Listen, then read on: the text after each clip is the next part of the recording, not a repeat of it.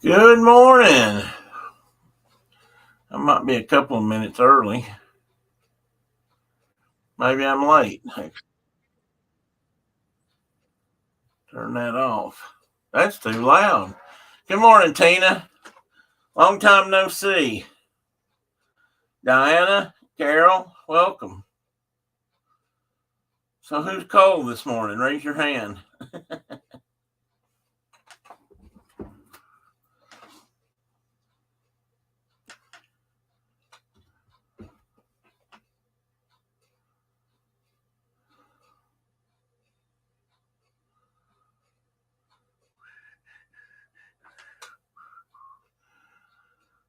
Oh, hang on just a minute.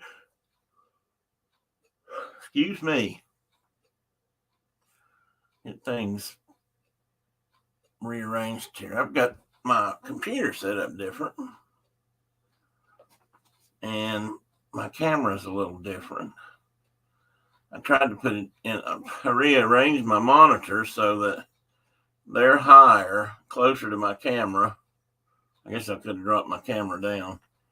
And so now it looks more like I'm looking at you guys when I'm looking at you guys. A little bit anyway. So I don't have to obviously look up to look into the camera. I got a weird thing going on with my camera too. It won't, I don't know how it looks, but it on this end it says it will not take a setting higher than 480p. I usually shoot at 720, but right now, for some reason, suddenly my camera says it can't do that. So it's getting to be new computer time. It may be getting to be new camera time. I've been saying that for a while. 38 and sunny. Well, that's not much colder. I mean, not much lower than it is here. Let's see. What is the temperature? Or what is supposed to be? Oh, excuse me. Pardon me, guys. I start that every morning when I do this.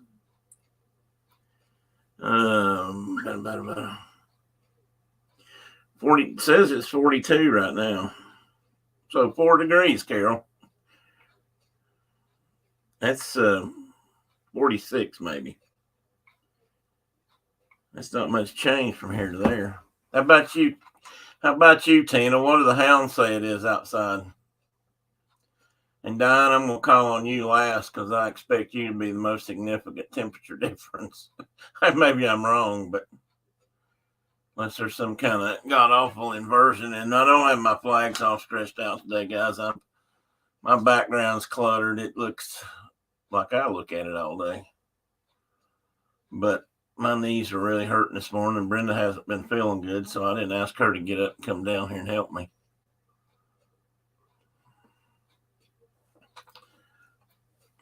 My Fargan knees, pardon me, have been killing me the last couple of days. Very painful.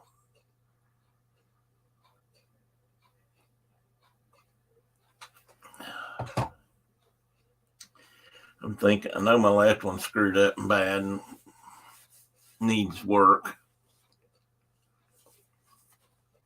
Now I think my right one's going with it. 39? My goodness, it is a temperature inversion. You're warmer than Carol.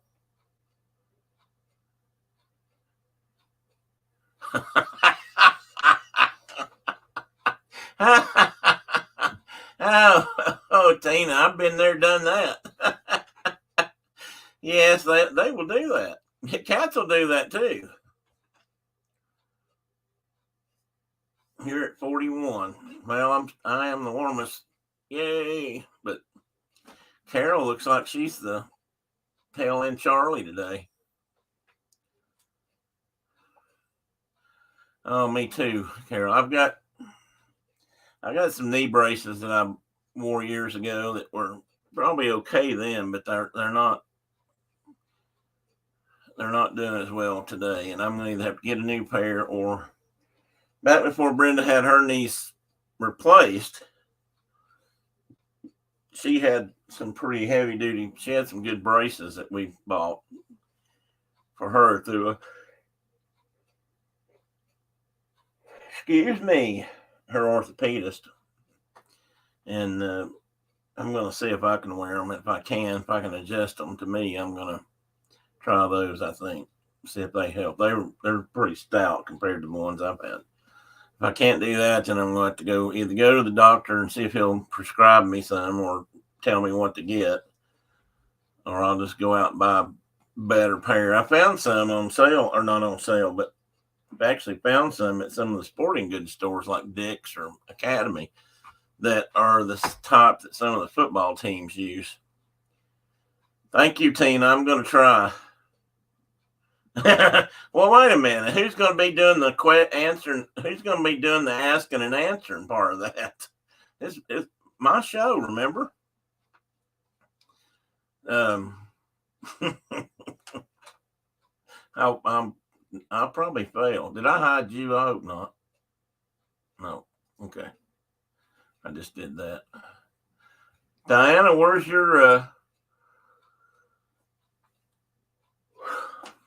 I'm sorry, guys. Where's your lesser half?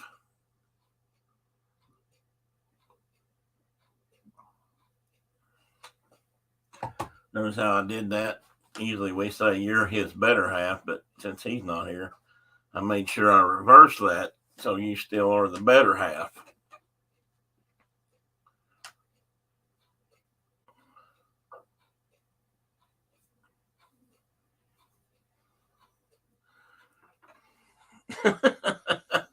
I wish you guys could see Teddy. He has buried his head under his front feet.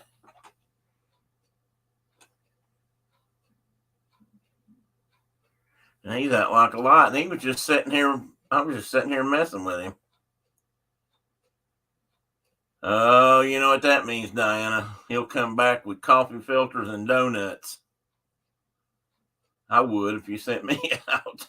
Because see, I'd have to drive right by the Dunkin' Donuts if I went to the store. I mean,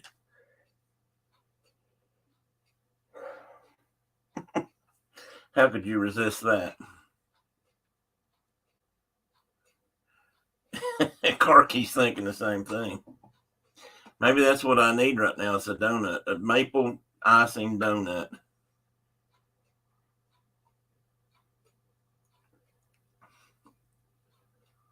I don't know how many of you have noticed this, but coffee cup makers, to me, so Squirrel Tina, you can count it official, always put their branding or their cute sayings or whatever, to me, on the wrong side of the cup. I don't need to see it. I know what it is. I would rather be showing it to someone else so they can see it, which means I have to do this left-handed.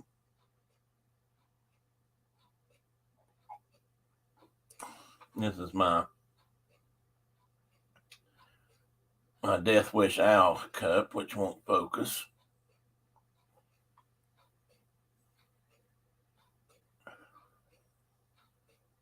And hopefully you can see it there.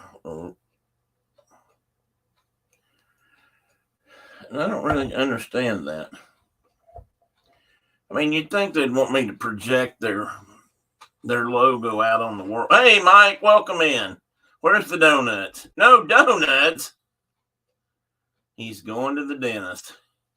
Maybe because of the donut. Okay.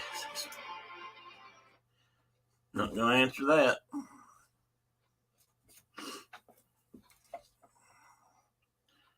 Tina, you're retired. Do you constantly get phone calls about, things like Medicare and insurance and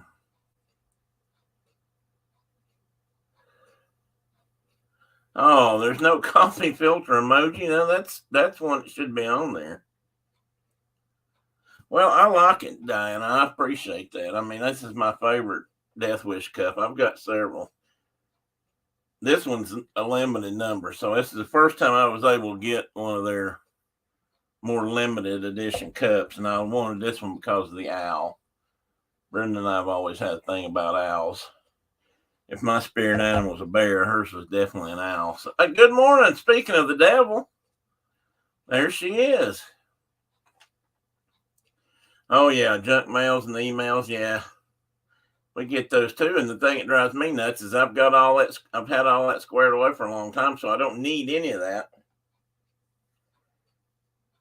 And nothing they send me is going to change my mind at this point. Plus, it's pretty much all the same. But man, two big things happen. The day you hit 65, and then every fall when open enrollment starts, they just lay into you. Brenda's had her Medicare and insurance for at least 10 years now. She still gets stuff because she retired early with disability because of her knees and back.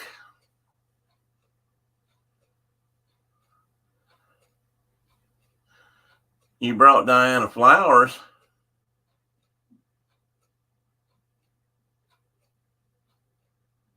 Mike, you just got to remember to brush your teeth real good before you go so there's no evidence.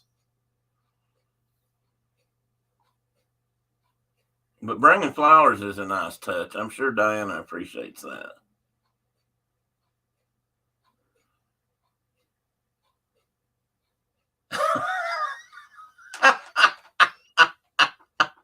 Tina, that's a good point.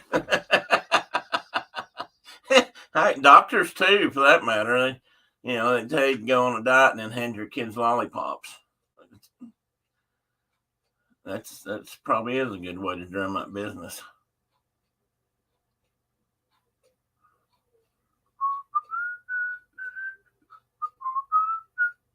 I have a song in my head this morning. I don't know if any of you guys know what a hurdy-gurdy is, or maybe all of you know what a hurdy-gurdy is, but there's a hurdy-gurdy player I think she's actually out of Germany, although I always thought she sounded like she had more of a Scottish or Irish accent. Anyway, she plays this song about Christmas.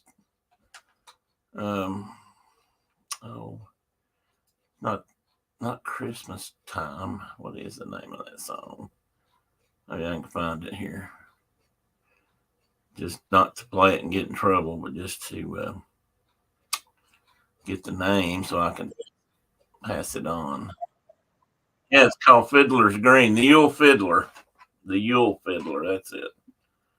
And she's got a live version of it where she is playing in a pub with an Irish string band. And well, I say Irish, like I said, that they play a lot of Irish music, but they're German.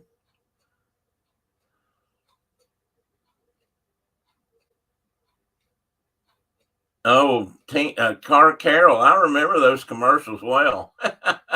4 out of 5 dentists recommend. Tried it.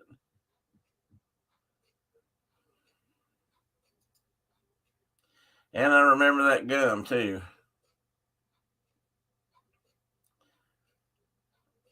I was never all that impressed with it. My problem with it was the flavor didn't last long enough, and I'm not a gum chewer, so when the gum runs out of flavor, I'm done with it. I don't want it. It just wears my jaws out. Brenda, on the other hand, could probably chew it most of the day.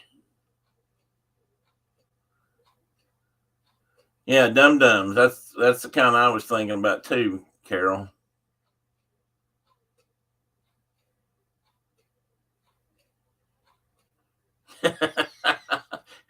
Well, they probably go to the same bar or something, Carol, hang out and swap stories. Well, what can I do to help drum up your business, Ron? Well, Gene, now that you mention it, how about handing out some suckers for the kids to get them in my office for? Of course, they'd never admit that.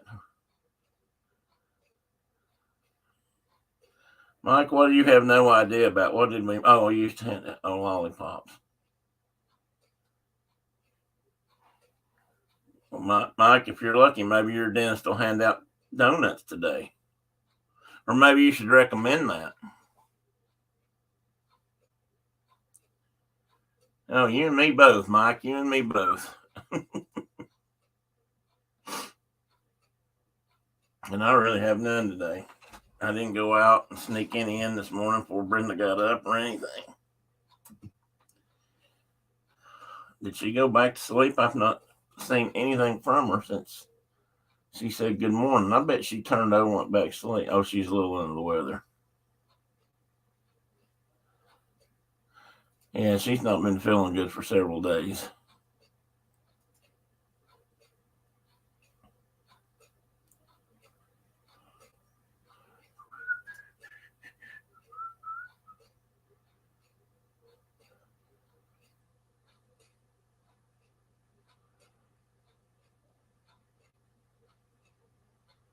But then again, I'll admit this here, I used to chew tobacco a lot. I mean, for many, many years. That's probably why I don't chew gum. And when I was younger, I had a dentist that actually used to tell me it was, it helped get rid of some of the plaque on my teeth. So, I mean, he wasn't totally against it back then. I guess that's before they thought about, gum disease or cancer or mouth cancer or whatever they think may or may not give you today.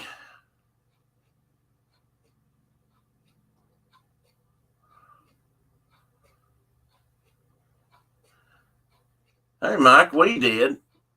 We went up to our daughter's house, one of our daughter's house. Both of them were there, and let's see who else was there. My son-in-law's mom and her husband, Kelly and Brad, Jennifer and Brian, and Brenda and I, along with all the cats and dogs. Not our cats, but all their cats and dogs.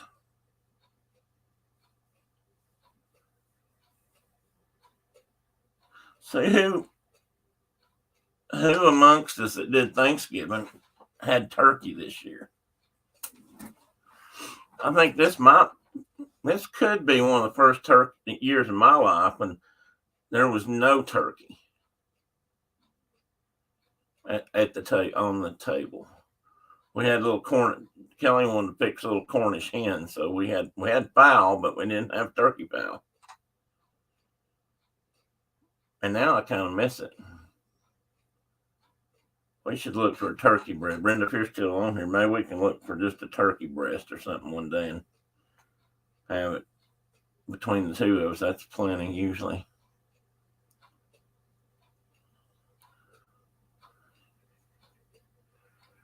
I have a question for Mike and Diana. When they get ready.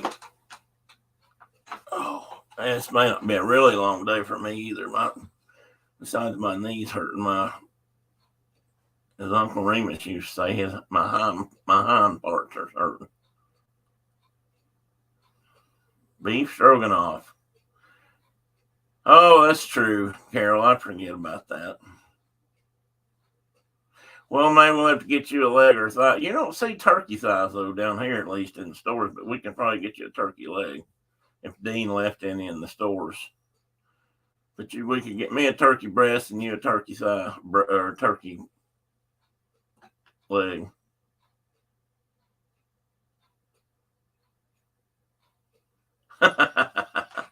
Actually, that doesn't sound too bad, Mike. I'd almost like to have that right now. I'm not sure what a Papa Burger has on it, but I'm sure it would be good.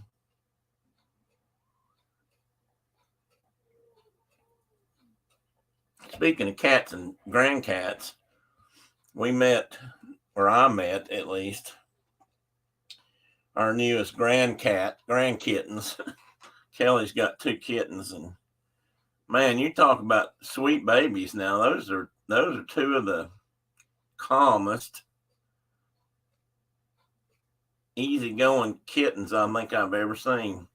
They laid there on their little cat napping place while we had dinner and talked and just didn't, they just went to sleep. They didn't get anybody's food. They didn't try to come around and see what was going on. They were very well behaved and extremely well socialized. And like cats, even ours used to, they're not as bad now. Teddy used to hide every time somebody came to the door. Chloe still does, but Teddy is not too bad. He's starting to get more curious. Ian, buddy, how you been?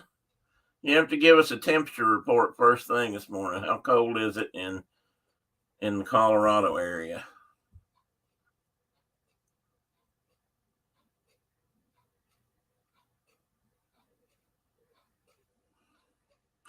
Oh, they are. They're just the softest things, and they would just, curl up. You could take both of them and hold them, and they just curl up under your chin.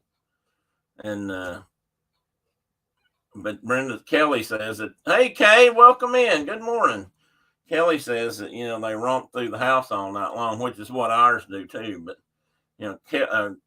Teddy sleeps all day as he is now, and he and Chloe get up and in the middle of the night. We'll go to bed and we'll hear them. They'll wake. Sometimes I'll hear something, and when he runs through the house, it sounds like a small horse. And I'll look out in the hall or something. He'll be. We refer to it as playing soccer. He takes paper balls or any kind of. He loves aluminum foil wadded up, and he'll take it and bat it up and down the hall like he's playing soccer. Flip it up in the air and knock it down and go get it and come back, and just back and forth. He just loves it. And we find these soccer balls all up and down he'll move them from upstairs to downstairs and back down.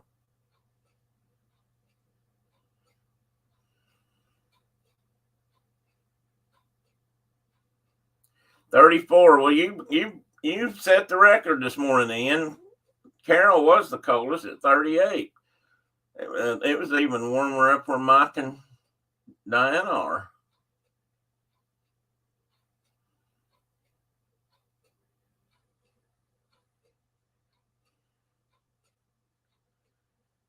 What has she said? What did Kay said?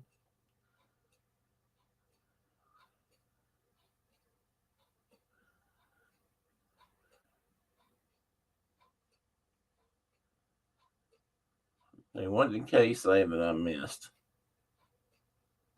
about a flag?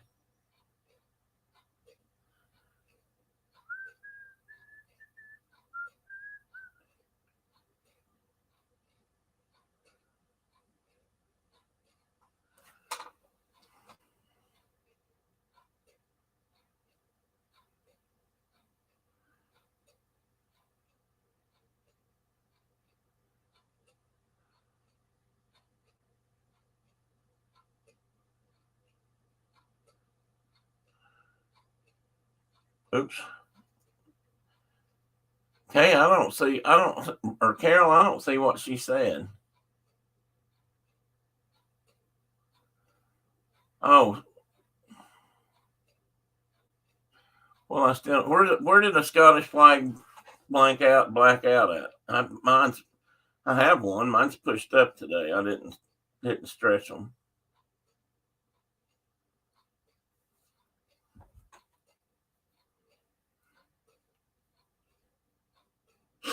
Work money and not wanting to leave son alone since he couldn't get off at Walmart this week. So you sacrificed one for the home team.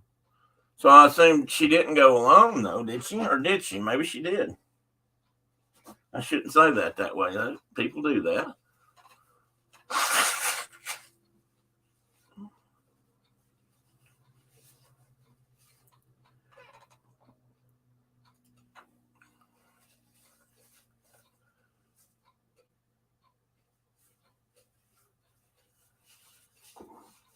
Okay, let me shut my door. It was shut. Tedward opened it. Hang on a minute. The flags aren't pulled up because my knees were hurting so bad I couldn't stand up that long. That's why.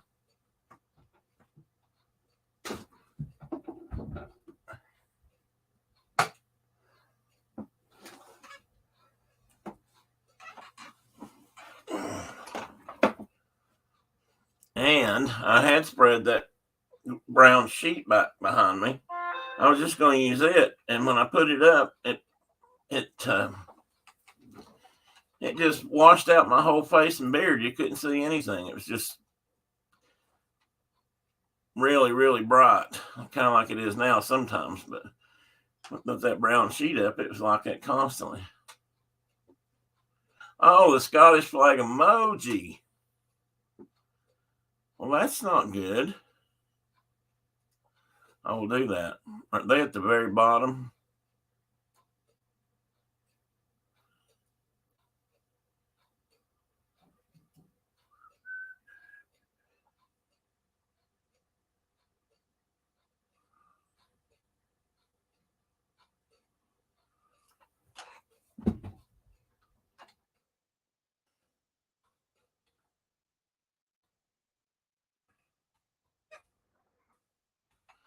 It didn't work. I couldn't find the flag, so I thought I'd see if it would pull up a kilt, but it didn't. I got this black flag. It shows up.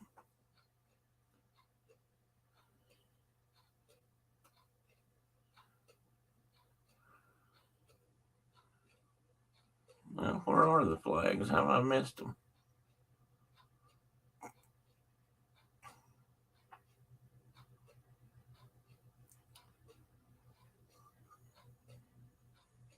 Bear with the operator here. He's way behind today. I feel like well, I'm not sure what I feel like. Since I feel like I should be able to find this easy enough, and I'm not finding them.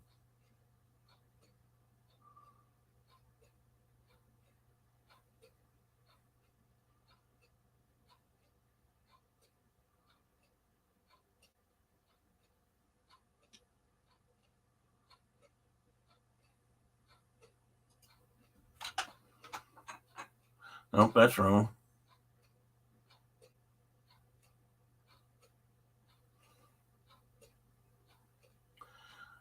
Well, I didn't find them. Why can't I not find the flags? Can I type it in?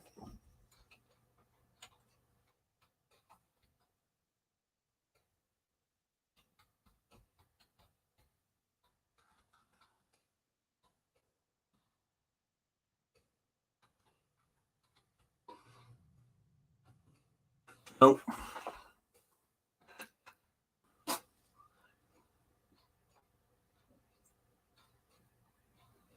Black flag.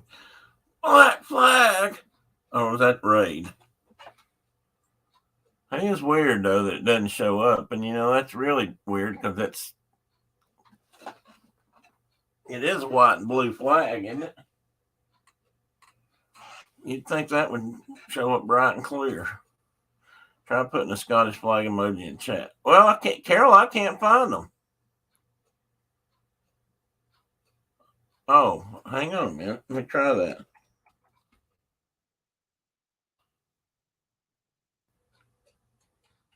I need to put the quotes in there too.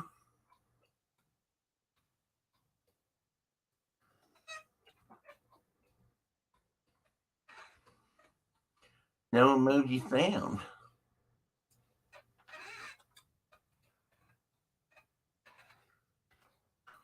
You know what? Still won't come up. I must not have my emojis loaded correct. I have my Dean. Yes, I'm having emoji issues. Welcome in, Mr. Turkey Leg. Huh? That didn't work, Carol.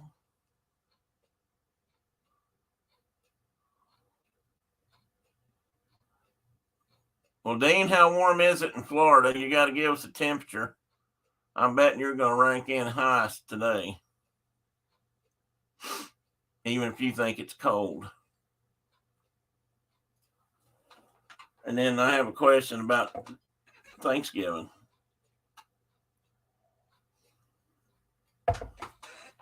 Yeah, I've had to change where my warming plate is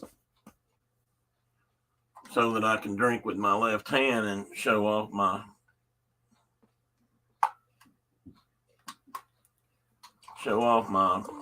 coffee cup.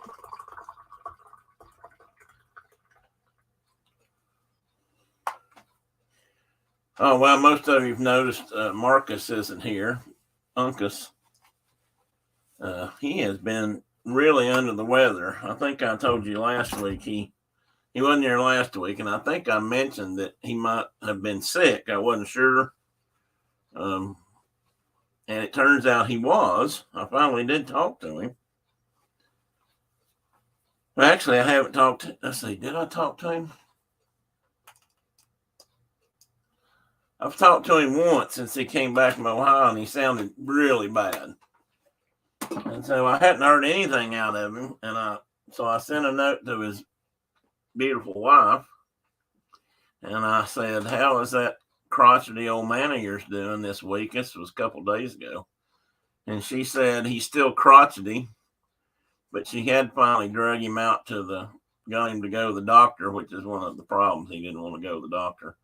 He is worse than I am about going to the doctor, and he found out he had two things going on: bronchitis and an ear infection.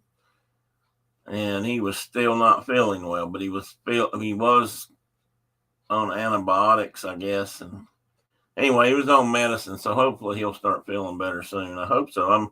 I miss him. He and I usually talk 2 or 3 times a week, and I hadn't talked to him now going on 3 weeks. It's funny. He and I went 10 years or more, and didn't talk probably because we were just both caught up in life. And now that I think about it, I don't even believe I knew he got remarried. But now we talk all the time. We're both retired, and we're both not out in the field working every day. And he's out in the field chasing horses and such more. But okay, I saw it and I forgot to mention it, Dean. 74 right now. High of 80. Yeah, well, I don't know. We'll say you win. You're definitely the highest in town. I think I was the second with 46, and then everybody else was in the 30s. But Canada was not the coldest spot in the room today.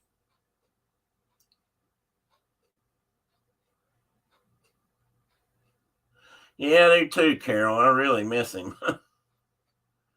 Uh-oh, Dean did not save Brenda a turkey leg.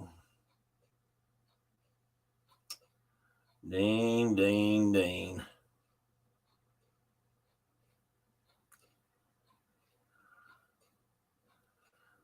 Yeah, Ian, since you mentioned Mark, he went home. I guess you were here, but he went back east. Hang on just a moment.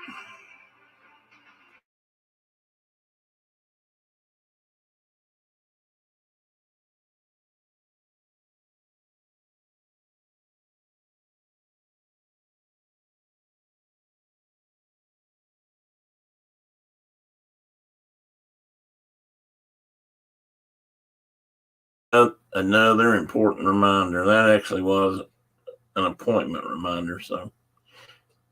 But I don't need it because it's in my phone, and they've called me twice a day for the last 3 or 4 days. Yeah, Brenda had very tiny imitation turkey legs, Dean.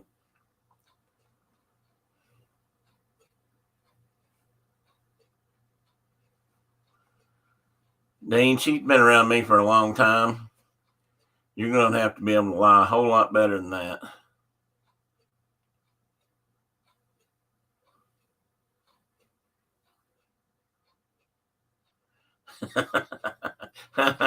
Ding. I don't know about that. Good smoked turkey leg could probably make the 10 to 12 hours drive it takes to get here. So hit the road, buddy. Okay, I was going to ask another question. Oh, yeah, I was going to ask Mike and Diana a question. I said, you guys correct me if I'm wrong, but you guys do have a Thanksgiving, I think. But when is it? And do you have a customary food that you guys eat for that day, or a beer you drink, or maybe a maple flavored something? Eh? I say that because, turkey's the thing that gets all the attention down here. And not that we all always eat them, but we certainly do consume a lot of them.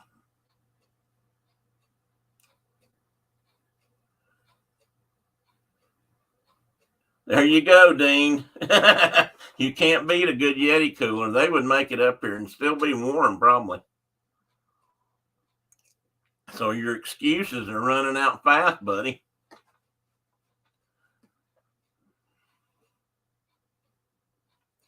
Oh, Brenda let him off the hook. I don't think she's ever let me off the hook that easy.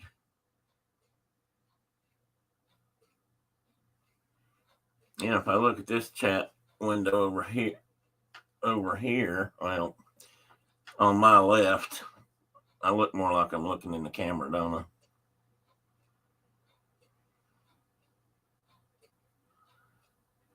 Dean, are you preparing for work today, or are you off?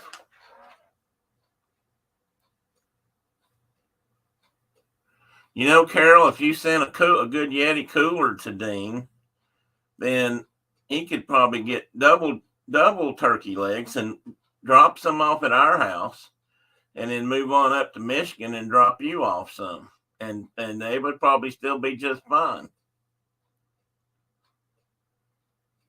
At least that's what I'm thinking. Yes, Thanksgiving was October 10th.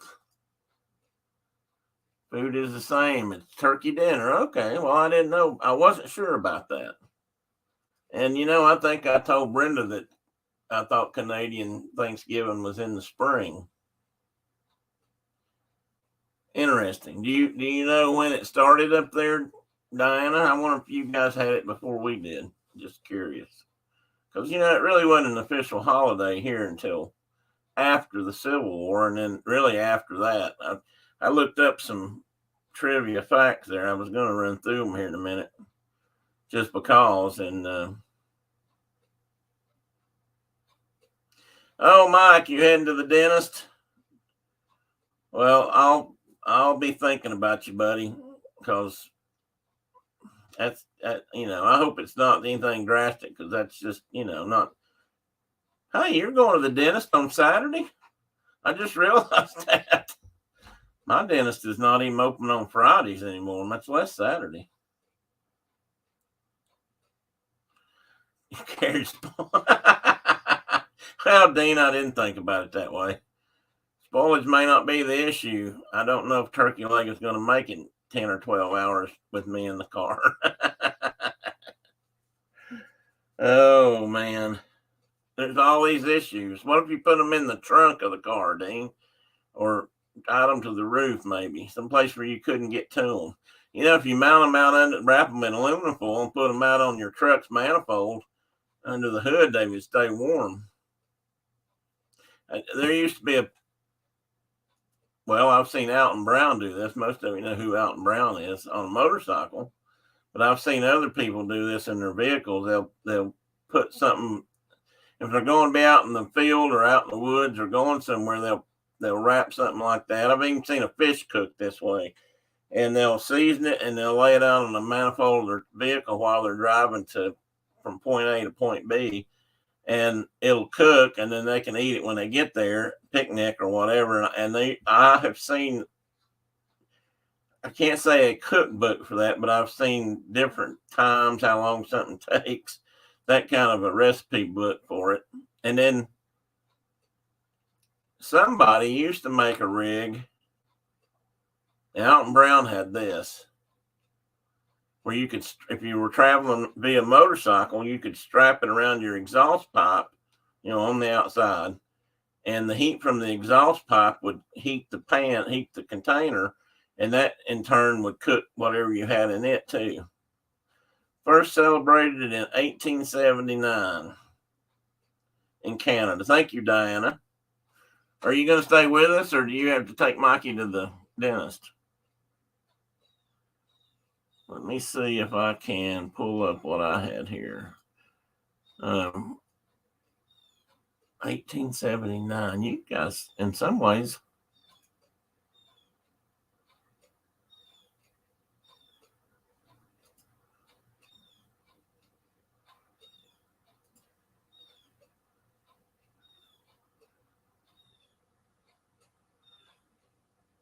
Well, officially it was first proclaimed in 1863.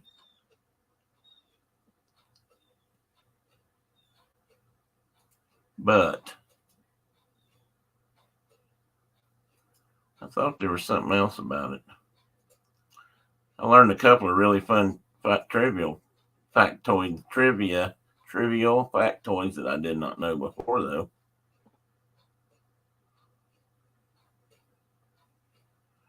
Oh, I just found something new. Who knows when the first Macy's Day Parade was done? Without looking it up.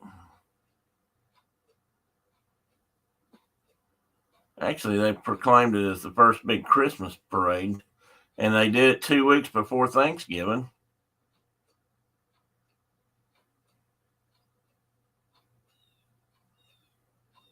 Wow, it was 6 miles long back then, too.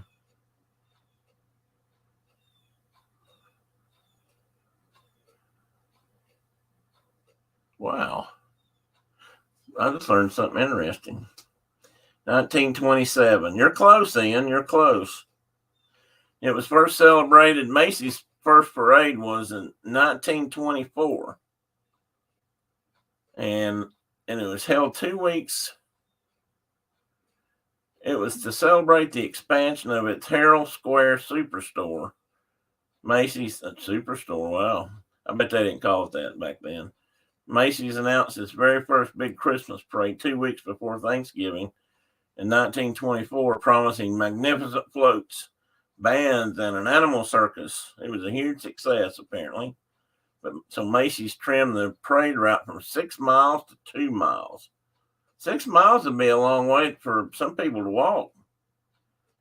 And they signed a TV contract with NBC to broadcast the show, and they don't say when they did that. Surely that wasn't in the 20s. TV wasn't around in the 20s, was it?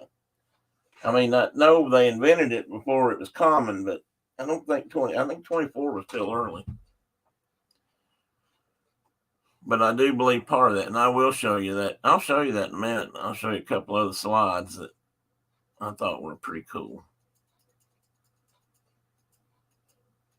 Just for a brief, Oop.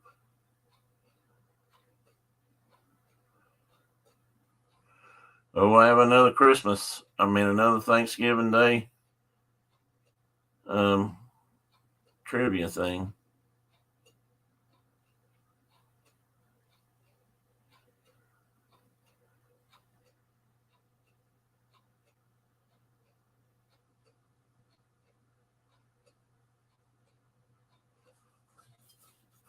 Okay, here's an interesting thing. Anybody know which president first? Well, actually, he didn't proclaim it. He moved the date, probably to what we have now.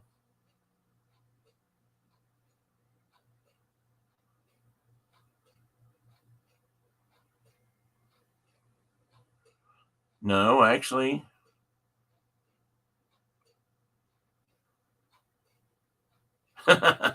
Oh, this is kind of interesting. Well, to me it is. Roosevelt, he proclaimed that concerned that the Christmas shopping season was cut short by late Thanksgiving. Remember back when Thanksgiving kicked off the Christmas shopping season? Not so much anymore. Franklin Roosevelt, and you got to remember they're trying to come out of the Depression too, so they're trying to figure out ways to, get people working and back out. He decreed in 1939 that Thanksgiving would be celebrated a week earlier. Some people call that Franksgiving because of Franklin. And it was decried by Thanksgiving traditionalists and political rivals. One even compared FDR to Hitler, and I think that's probably a little unfair. And it was only adopted by 23 of the 48 states. Congress. So you could have had turkey twice down here, Diana. You could have had the first Franklin's Day, and then you could have done it the other day in half the states. And Congress officially moved it back to the fourth Thursday of November in 41, where it has remained ever since here. in the States.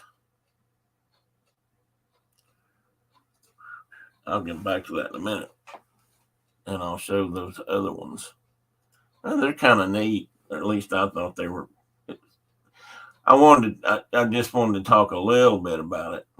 I didn't want to get too wound up in it. But, I mean, after all, it is Thanksgiving weekend.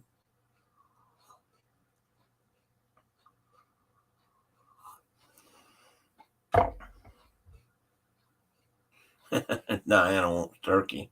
Yeah, I'm kind of missing it too, Diana. Since we didn't have any now, I'm thinking we should go see if we can't, find one left over. A small one. Which down here, I guess, was more common this year, were smaller turkeys. There weren't. I heard some grocery stores saying that, there weren't as many larger turkeys were much harder to get this year. I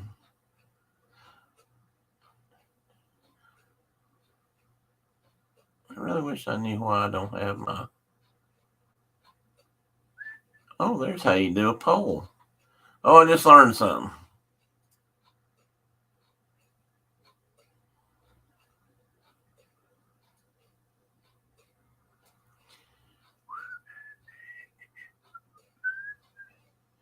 Mike's dentist. You should call Diana. You should call Mike's dentist ahead and tell him to say something to him about donuts.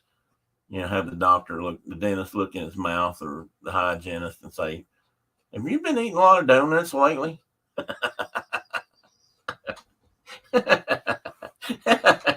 he would die. Uh-oh, you're doing tech. Oh, Mike Wheeler. I need to talk to Mike Wheeler, probably, Tina. I'd ask him my tech question about my camera. Although that might not be his forte. Yeah, you should. I think it'd be hilarious. And you can even tell him I came up with the idea. I'll deny it, of course, but you can tell him.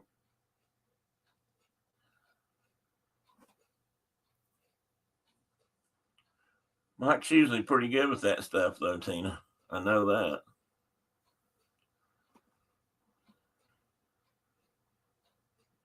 You never know. Call him. Oh, yeah, Mike, you mean. Yeah, I might do that later. It's right now I guess it's okay. You guys can tell me how crappy it is, but, I would like to be a notch higher in the broadcasting capability. I can't do 1020 because, well, obviously my camera probably wouldn't do it. And second, for me to do that in StreamYard, I'd have to move up a bracket in the pay scale. And I'm not ready to do that at this time.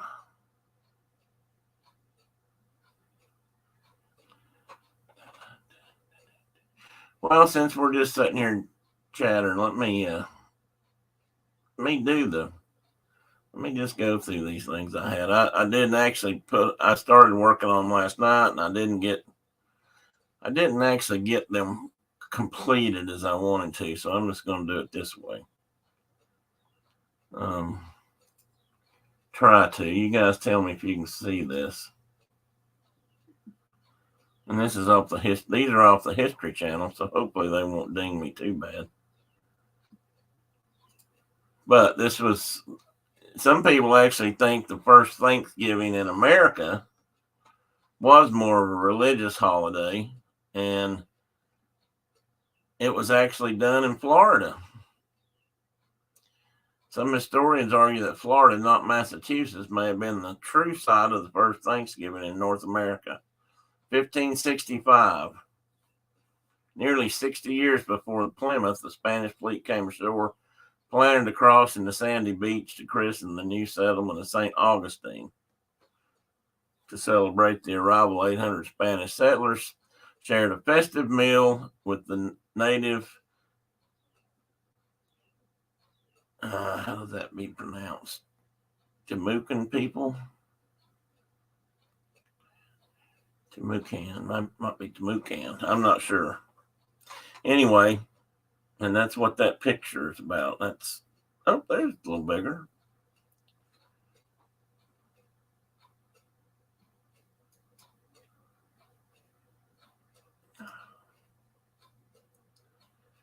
And let's see what. And then we have this picture, which was on my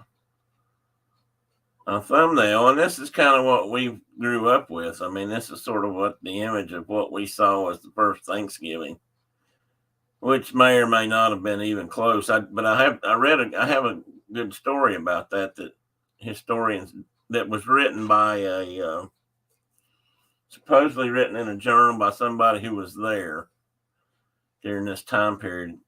And that's, we get a lot of our history that way from explorers and soldiers and just people that kept journals and diaries back then. People wrote a lot more than we do. Oh, Tina, well, I'm sorry about that. I wish it was bigger. I don't think. Oh, that one's a little bigger. But you get the idea there. That's, like I said, that's pretty much the image of Thanksgiving we grew up with. Although I'm not sure the clothing actually matches. Oh, my stomach's growling. Guess who else didn't eat this morning? Anyway, so we wonder what they ate. We have turkeys and we have that kind of thing, but turkeys were indigenous here. I guess they had domestic. I don't know if they had domestic turkeys in Europe or not. I have to look that up. But there's no record of a turkey on those early Thanksgiving feasts. They brought deer and they had corn and they ate a lot of seafood then. Especially the natives, that was one of their basis for their diet. And then from stuff that the Pilgrims actually did harvest, including pumpkins. There's no mashed potatoes, though. Yeah, I wonder when we did bring potatoes here. They went from Europe they went from South America to Europe first, and it talks about that here. I don't know when they actually came back to North America. They were native to South America. If you don't know that. And then I didn't realize this. They're talking about it being when was it first called for a national Thanksgiving? America first called for a national day of Thanksgiving to celebrate victory over the British in the Battle of Saratoga in 1789. And George Washington called for a national day of thanks on the last Thursday of November in 1777 to commemorate the end of the Revolutionary War, which is not correct. But the Revolutionary War wasn't over in 1777. That date's wrong. Something about that date's not right. And then with the ratification of that must mean 87. That must have been supposed to be 1787. And then during the Civil War, both the Confederacy and the Union issued Thanksgiving Day proclamations following major victory. So it was not a set date, it was just kind of when they felt like they needed to give thanks, I guess, for surviving some big battle and that sort of thing. Ian says he fished for plentiful. I'm sure it's changed on the coast over years. Never thought of it. Well, here, I don't know if you've ever read any of like Lewis and Clark's journals or any history about West Coast Native Americans, Indians. They were much more affluent in regards to, if you want to call it this, free time. And they had a lot more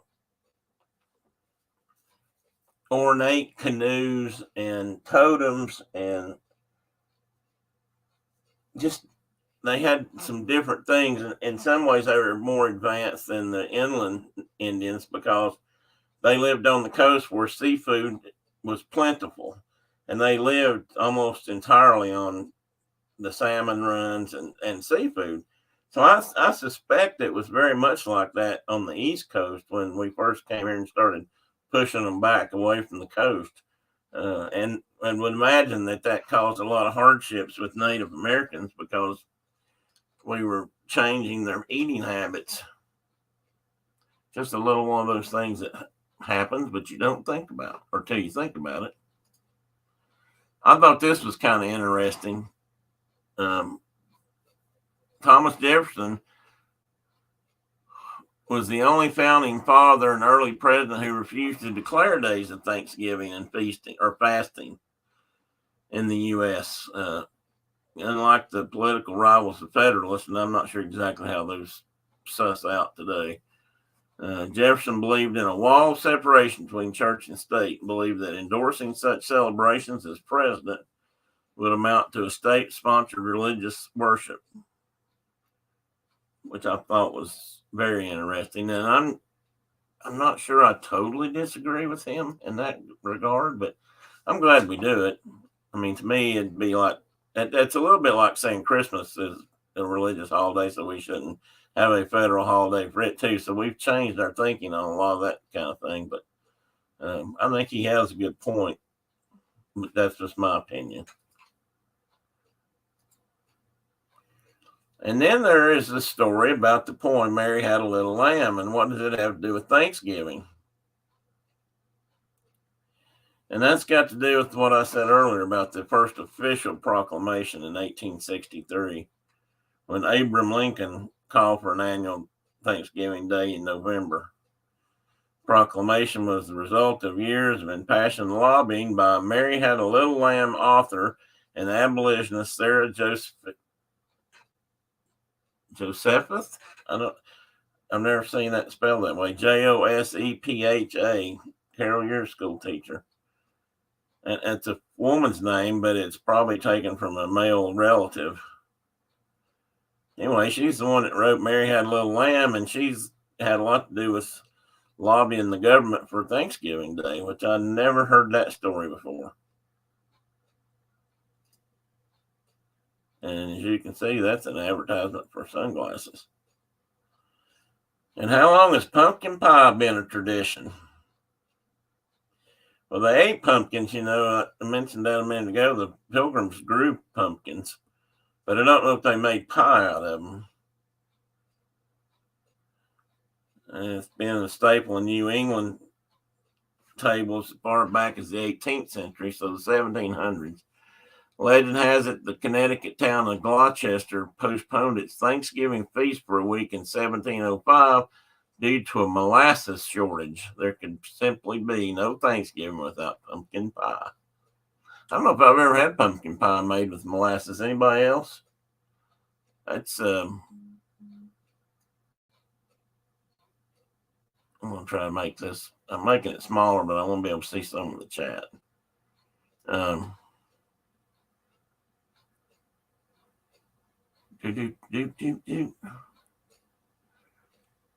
Hey, John, welcome in. We were just talking about Thanksgiving a little bit and fish, and that's right down your alley. Welcome in. I hope you had a good Thanksgiving, buddy. So anyway, that's where pumpkin pie came along. How many people in the chat like pumpkin pie? And pull this back out. I don't like it. It needs to be a little bigger. There, that's bigger. See, if I do it like that, though, I can't read I'm not able to read the information below. But that's a good looking piece of pie. Look at that crust. That is a golden brown crust for sure. I like pie, but I really like pie if it's got a really good crust on it.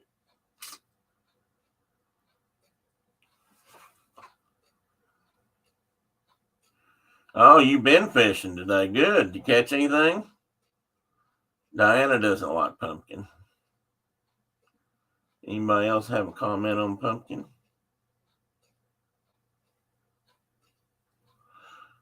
Ian, back to your comment. I guess you could ask John about that, but I think from a commercial perspective, fishing on the East Coast,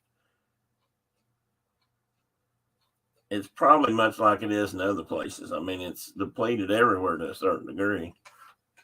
But I don't know. I mean, the Grand Banks have always been famous for cod and that kind of thing. Although I have heard at different times or different seasons that it's not been nearly as good as it once was.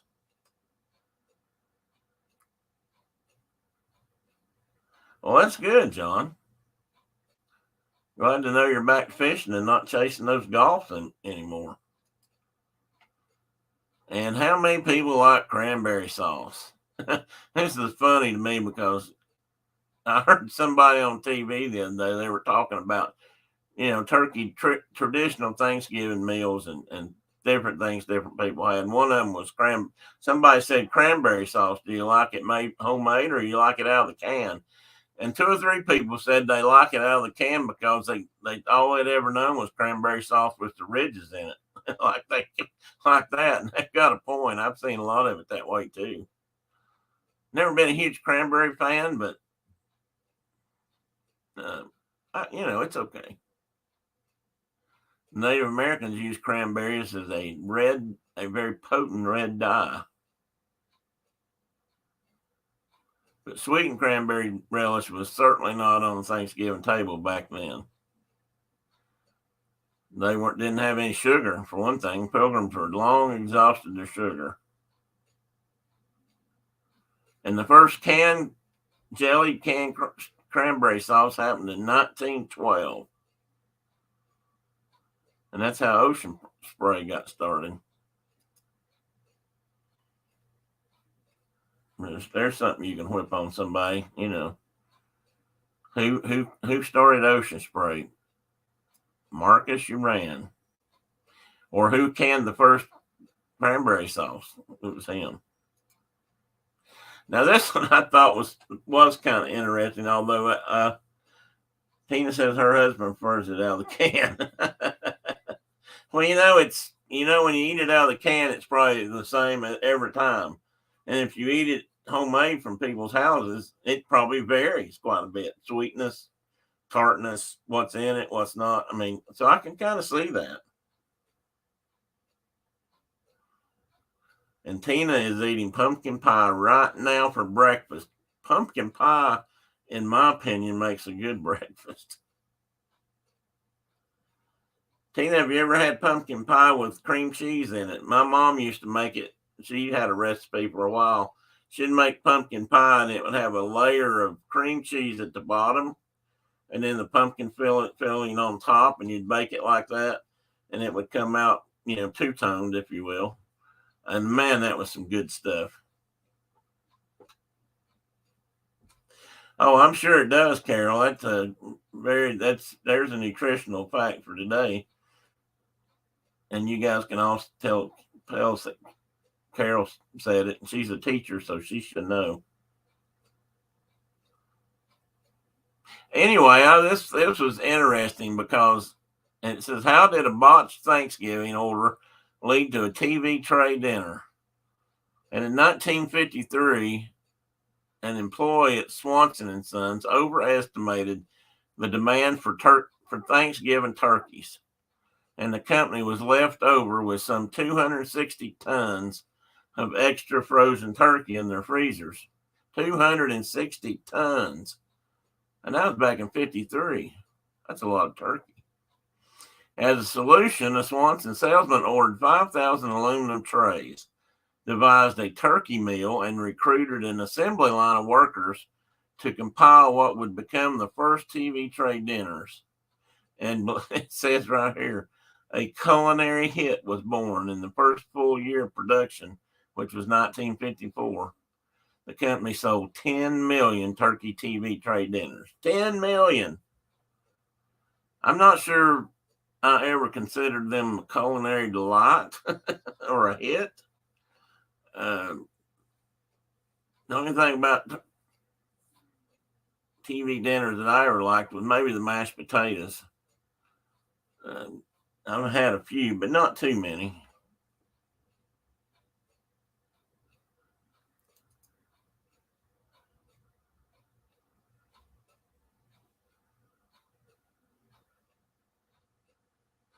Oh, I bet, John. So do you guys eat cranberries? I mean, other than this time of year, or is that kind of thing? I know some people do go out and gather them, collect them, and do things with them, but is that something people up in your neck of the woods go out and do? Is actually go pick their own? I guess they don't pick cranberries. Yeah, you can. You can use that rake thing, and I see them. They flood the cranberry bogs. I know at some point, or let the water off of them. I can't remember exactly how that's done, but think about cranberries, and I think about them floating on a pond, or they're keeping them. Diana says TV dinners were such a treat when I was a kid. Well, yeah, when we were kids, they were kind of neat, I guess.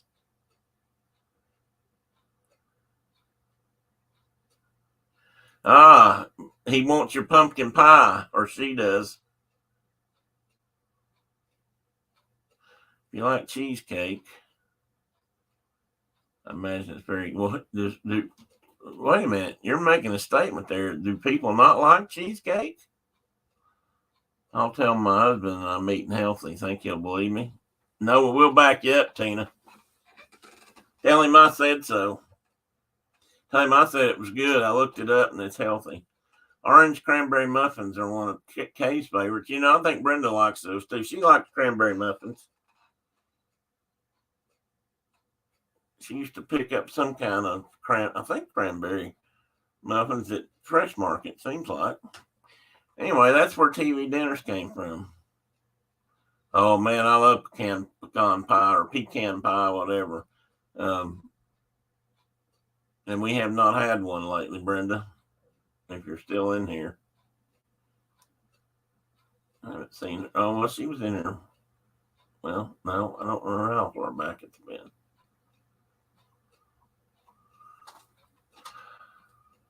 Oh, well, now that's not a bad idea there. Sunday night Wonderful World of Disney and a TV dinner. That would be a memory. And I think that's most of the slides. I think there's this one.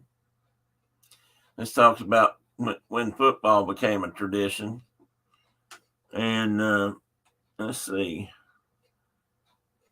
Yeah, it was long before the NFL was born. The first Thanksgiving football game was a college match between Yale and Princeton in 1876.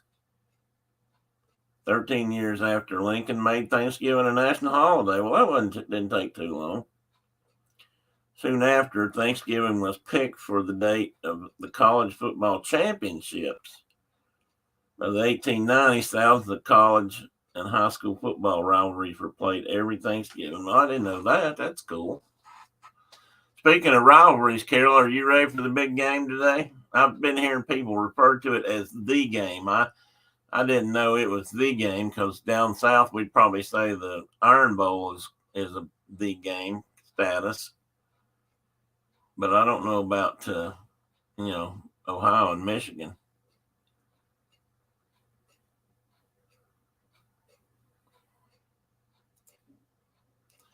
And then the pardon the turkey thing, that started.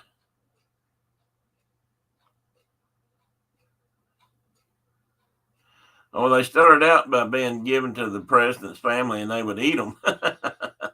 And then while John Kennedy was the first American president to spare a turkey's life, we'll just let this one grow, he said. It's his Thanksgiving present to him. The annual White House tradition of pardoning officially started with George H.W. Bush. Well, I didn't know that either. I did think that started way before that. And we're just about done, I think. Calvin Coolidge received a somewhat odd Christmas gift in the form of a live raccoon meant to be eaten. The Mississippi man who sent it called raccoon meat toothsome, which is another way of saying it's good. The Coolidge family adopted the pet and named it Rebecca. She was only the latest addition to their already substantial White House menagerie that included a black bear, a wallaby, and a pygmy hippo named Billy. A pygmy hippo. All I want for Christmas is a hippopotamus. That's not how it goes, I know, but I can't sing anyway. Got my Michigan sweatshirt on, wore a different Michigan shirt yesterday when I went to the zoo in Ohio. You just couldn't resist, could you, Carol? You had to go to Ohio and wear your Michigan shirt. I love you for that. I love that. I'm sure plenty of Ohio people do the same to Michigan.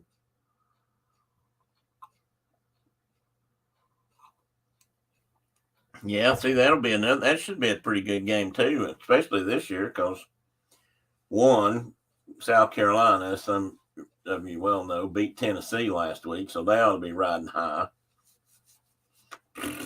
Boo hiss boo. And Clemson's not been as good this year as they have been the last couple years. At least it doesn't seem like it.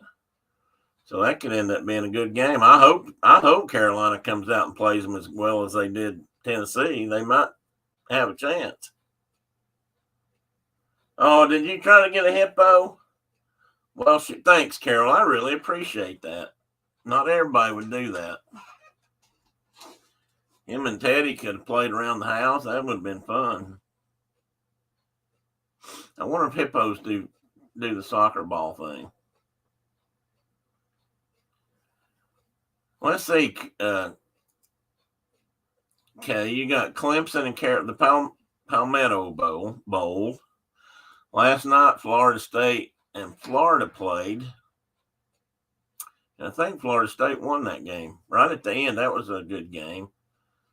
The Egg Bowl was played yesterday. That's Ole Miss and Mississippi State. And I don't remember who won that one. That went into overtime, I think. And I think Ole Miss won.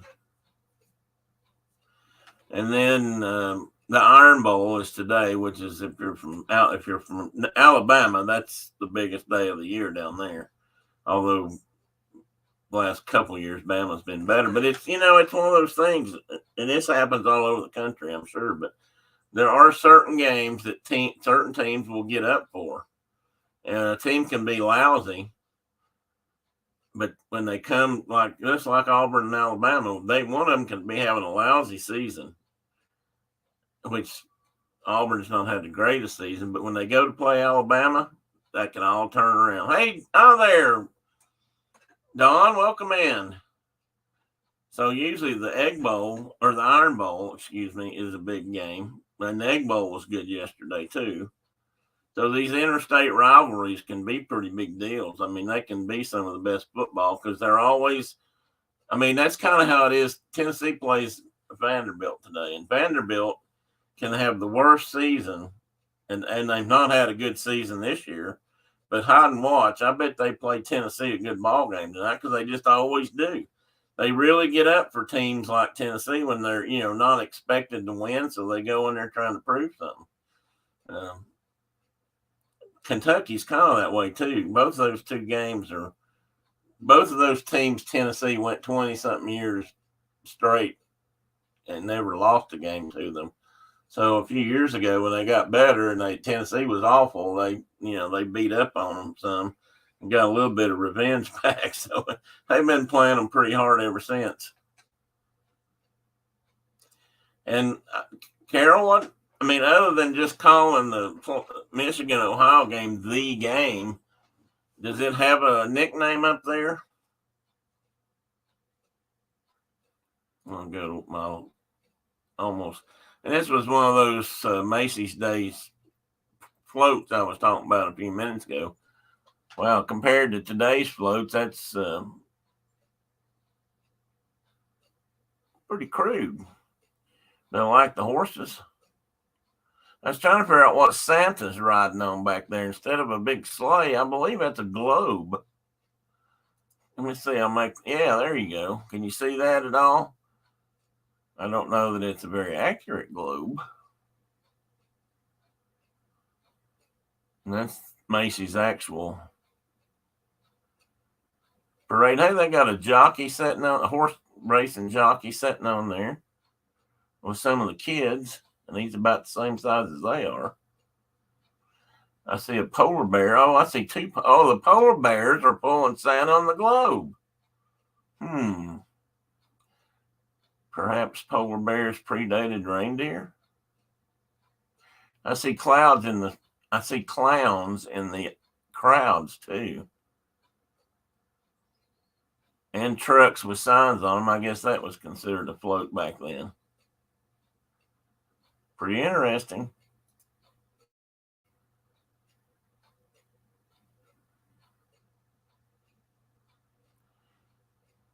And then here's a couple of the balloons. So balloons go way back with Macy's too. I mean, that's what I grew up then. Look at that horse or whatever it is in the back. Now the fish up front doesn't look all that bad, but that horse or whatever that is behind is a little pitiful.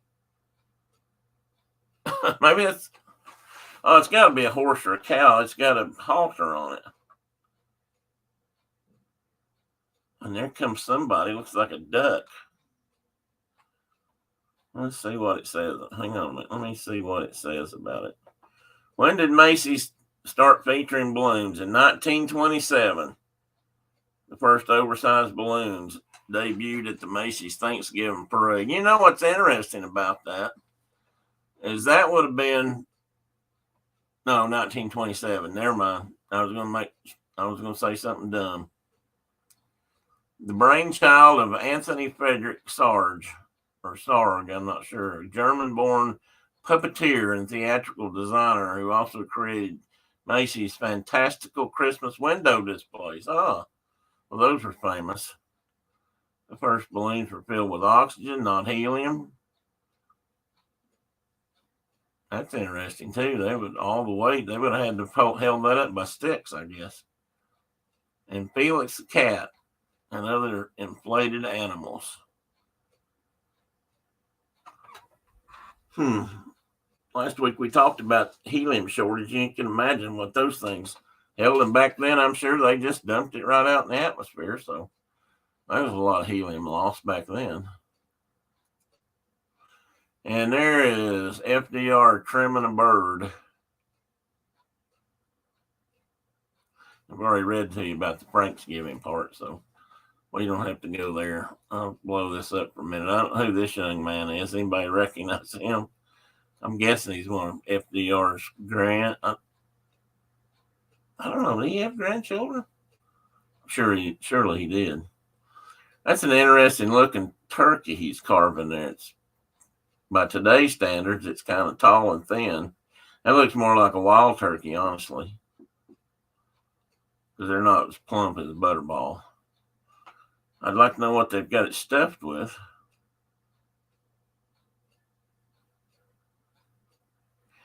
Interesting. I think that's all the Turkey Day stuff I've got. Yeah, back to the beginning. So anyway, shut that down. I did have some more information here somewhere about it. Let's see what I've missed here. Lots of ghosting, I see. I'll be ghost watching y'all on my way to the grocery store. So, ghost shopping. Or you ghost watch? Ghost watching for here. Okay, that's cool.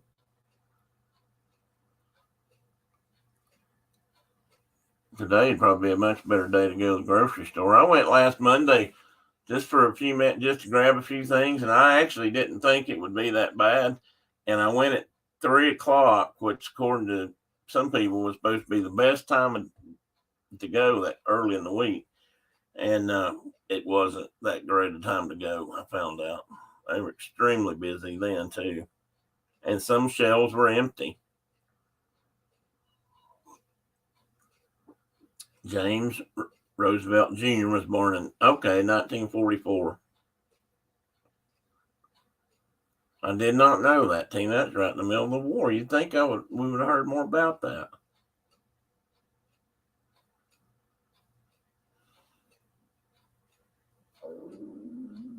Oh, my stomach's growling. I need to go. I bet I won't get any breakfast, though. I bet my wife's back in bed. All right, John, tell Dad we said hi. And happy Thanksgiving. Oh, I tell you what, guys, I'm gonna shut down here in a few minutes. A little bit early. Don't everybody run off yet, though. I hate it when everybody just leaves me. But I think I'm going to get a bite to eat and to get off my backside. It's starting to hurt a little bit. That's why I'm wiggling around more. Let's see, what else did I miss?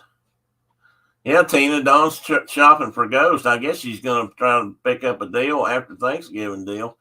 Actually, Ghost ought to be on sale because it's after Halloween. Har. Now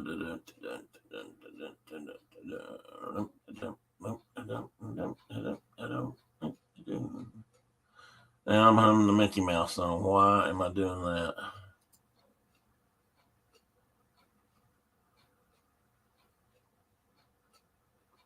Okay, Tina, thanks. I appreciate that. And welcome back in. We hadn't seen you in a while. I know I should have brought you on to talk about your vacation a little bit, but how was Florida? Ghost sale. Yeah, exactly.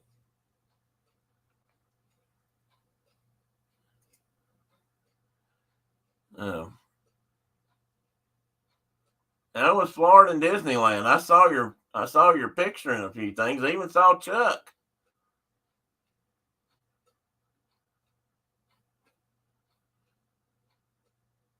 Yeah, I know. It always is expensive. And beautiful. Had you been down, Tina? Had you guys been for when all the Christmas stuff was up before? I assume it was this time. Yep, Chuck is real. I saw him, or at least I saw. And if it's not Chuck, I have to say, I assume it was. But if it's not Chuck, then she's got somebody to stand in for him. But I did see a human body with getting credit for being Chuck. Hey, buddy, you gonna wake up and tell everybody bye or hi or anything? Hmm? You gonna say hi? Not today. Oh, I think maybe his contract says he's off till Monday. Oh, you went last December. Okay.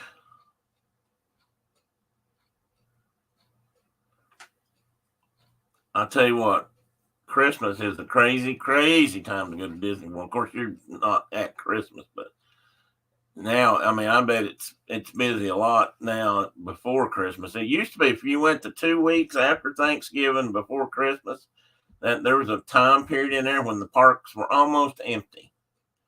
I mean, it was wild, and that's when we used to go, and it was amazing. I mean, the only bad part about it was usually the parks closed early down there because it was the crowds weren't as big, but you didn't have nearly the traffic. And then 2 days, and if you waited a couple extra days too long, then you were suddenly swamped. Yeah, Tina, beginning of December used to be a really good time to go, and it was like a lot of things back then. If you knew when to go, you could go to Disney World and have a really good time and not be overwhelmed by crowds. And when we would go at Christmas, honestly, we didn't really go to ride rides and stuff. We just kind of went to be down there and enjoy the decorations and the hotels and that kind of stuff and have fun with the kids. But we did more people watching than riding, unless we could stay late at night or something. And then, yeah, empty parks are a myth. Yeah, they are the things of mythology at the very least, Ian, and legend, which is I guess we'll see how that goes now that Mr. Paycheck is gone and see how much he encourages people to come back. Carol says they are pricing their Disney trip. Yeah, I know, Carol. That's it. There's no way around it. I mean, not if you. I don't know where you're going to stay or what you do when you go, but I was looking. I found a notebook.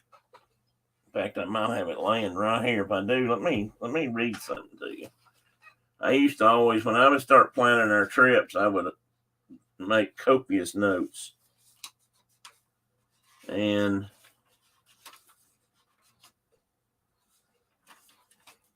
I wrote down. I've got some.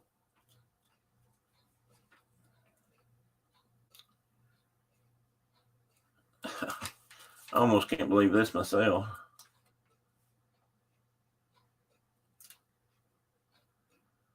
I've got written down here Wilderness Lodge for 8 nights.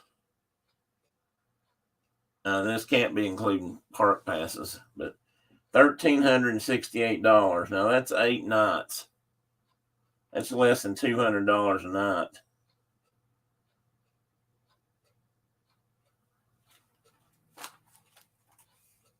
Yeah, there it is again. It was $171 a night with tax, or it says with tax. So,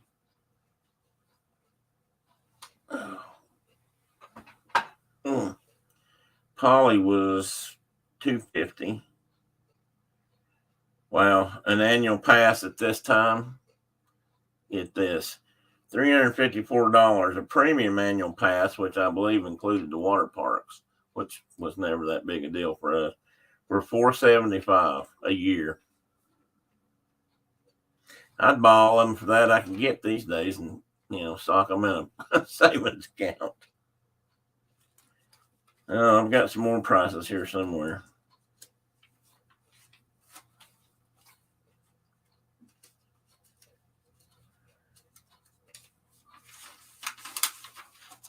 Oh, Diane, I'm sorry to hear that. Was that this year you were going?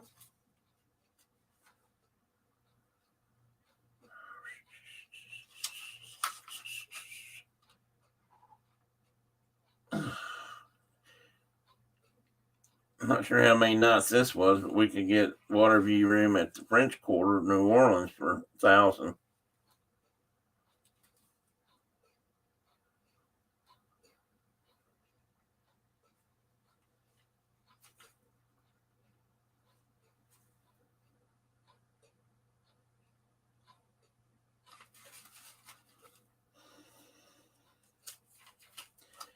I didn't even remember I had this book until I picked it up a couple of days ago and flipped through it to see if there was any open pages left. And I realized it had all this Disney World history in it. And this was in, where's the date here? I've usually got dates written down. There's July. Don't have the year though.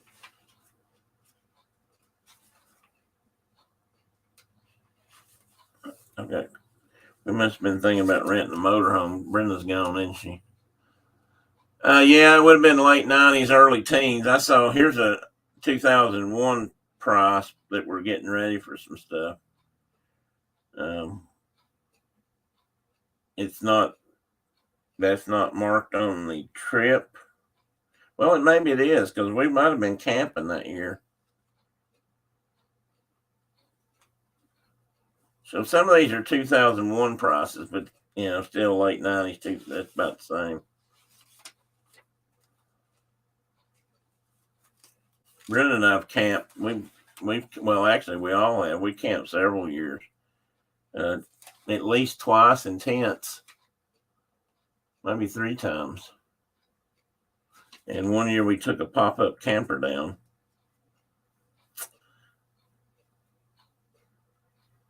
Here's May 21st. The latter part of May used to be a good time to go too. If you can time it right, you can go towards the end of May before June, before the summer crowd started, back when that was the thing. And when kids weren't out of school yet, and we could go, if we could get off and go down there right at that time and get that last week or so of May and first part of this very first part of June, it was usually not crowded either. Carol says she's looking at her spreadsheet from 2019.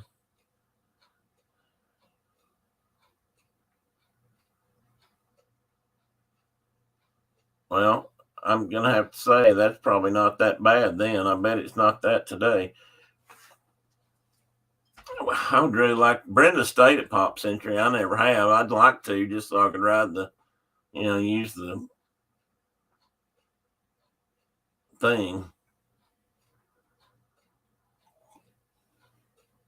Wow. Diana said when she added it up, it was over 20K. Man.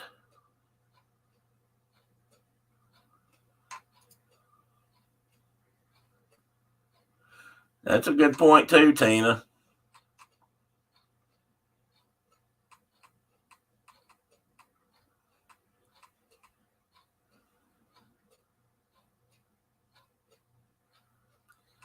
Tina says that's crazy.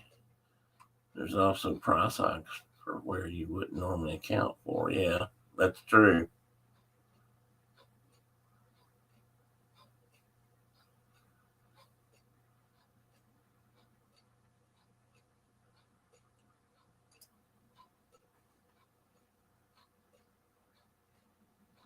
Well, I'm not crazy about teat either, Tina. And that was the only bad thing. But a few years we went down there, and it really wasn't that abnormal, at least for us. Now, Florida sun's always been wicked hot, but it didn't seem to be. It seemed like it got hotter. I don't know. It seemed like maybe we weren't going the same days exactly, but it did get hotter. Brenda and I went one time for just a short vacation. She and I stayed at the Polynesian for like 3 or 4 days, and it was 100 degrees. I think one day that was miserable. We mostly just chillaxed and stayed in air conditioning when we could.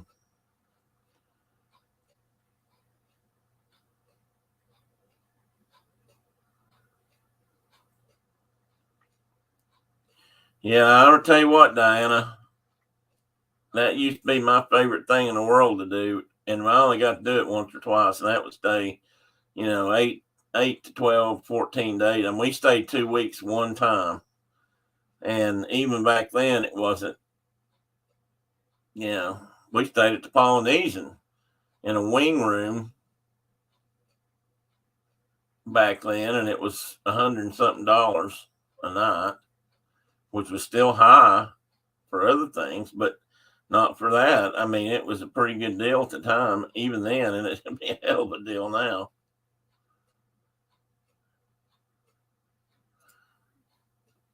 Let's see. Tina says he got very cold one day on this last trip, which truly shocked me. He was never cold before. Yeah, he might. He might be, Tina. What did Ian say? I know our vacation for 7 days was over 20K. Wow. Yeah, that was cool. It was a gift. That's the best kind.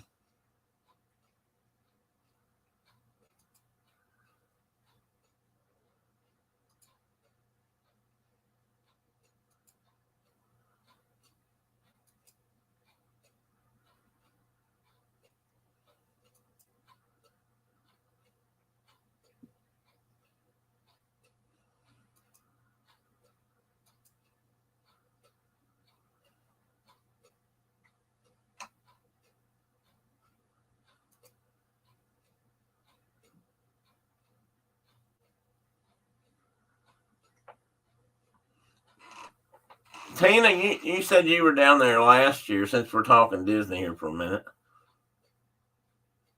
If you were guessing, or maybe you kept notes of this, but how much do you think prices changed from last year? Just last year when you were down there.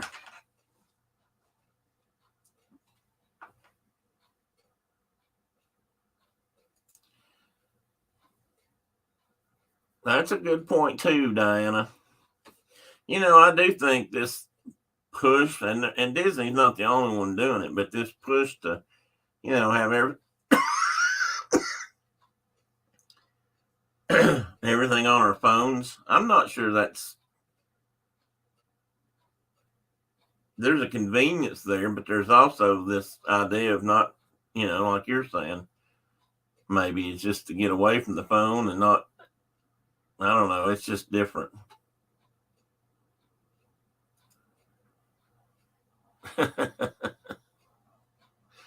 Carol don't want to see that. 10 to 15%. Okay.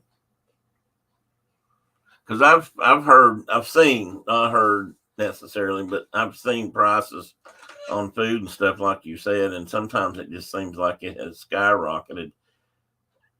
And I know I'm wrong because we haven't been in 10 years, but it seems like it just went up all at once. But I'm sure it didn't. I'm sure it's been climbing and climbing. But like I said, we could get in the 20 years ago, we were getting park annual passes for, less than $500. And in fact, maybe less than 4 if we didn't get premium tickets. I can't remember now what I said. But now, what are they, $1,500 each, I think, or 12? I mean, they're really high. I'm not sure about the price, so I may be way off on that, but that's what seems like I've heard.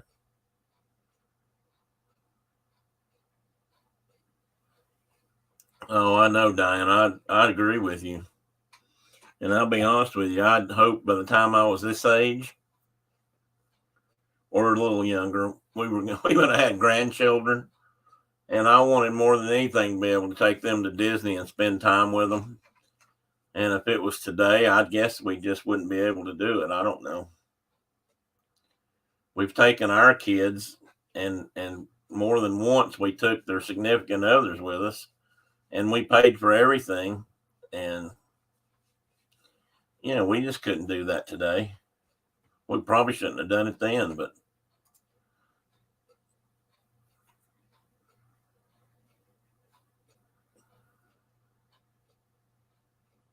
oh, wow.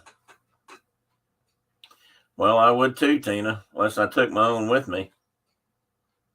And I have thought about that, but I hate that he's having to do that too. But I wouldn't have any choice. I've had to use one before in my back. I was down in my back, but that was the old days and a whole different down in my back. This last back surgery and everything's been entirely different.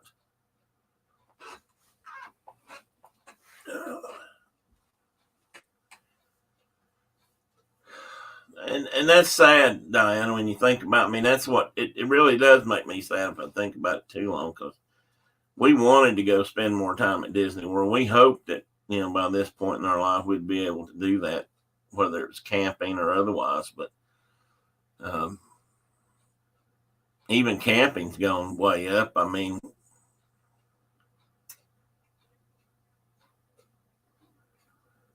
oh, send us pictures, Diane. I would love to see it. I had fun studying for and planning my 2019 trip now with having the reserve park passes. Decide about lightning lanes and individual lightning lanes and what to cut. It just isn't fun. Yeah, and that's the sad part. I'm like that too, Carol. I always enjoyed planning. Brenda and them used to kid me because I'd plan everything out. I'd create an itinerary of sorts, and it wasn't something we had to follow exclusively, but it gave us an idea kind of where we wanted to be at certain times on the trip. And we kind of had a plan, and if we had any dinner reservations and that sort of thing, we could work. If we had a dinner reservation, say, in somewhere in Epcot, we'd know we'd want to be at Epcot that day, or that kind of stuff. And I just enjoyed the heck out of that. And I can't do that. That's one reason why I just don't bother right now. I mean, I could still think about it and try to plan for something in the future, but it just doesn't seem realistic right now. I don't know that it's ever going to go down, but it would sure be nice if some things retracted a bit, because they sure as hell seem to have ramped up prices, and I really do believe the board or whoever was trying to make all their money back at once. I mean, and I don't even think they lost that much money, to be honest. But anyway, I'm talking about during the pandemic. But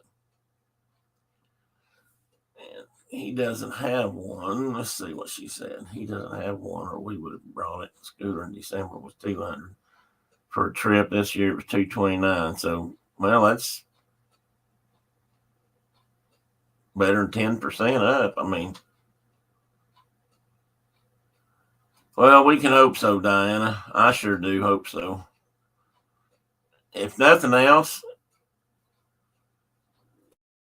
again, correct me if I'm wrong, but if nothing else, it would be nice to feel like they at least cared about you being there, and the the fans and the true diehard Disney people who are still trying to go. Many of them. I can't say us. I haven't been, but they still want to go to Disney. I still want to go to Disney.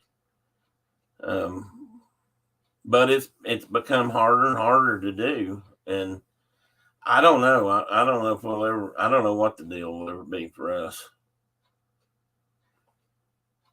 With Tina, was that through Disney or was that through an outside scooter rental service, offsite or whatever you want to call it?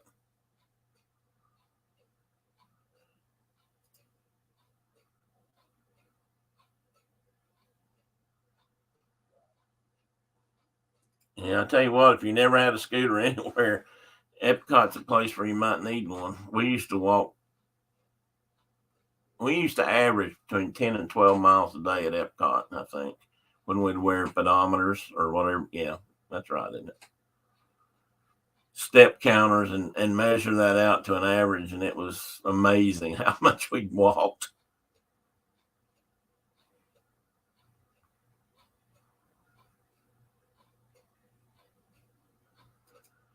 Thank you. I don't think they lost that much either. Yeah, Tina, exactly.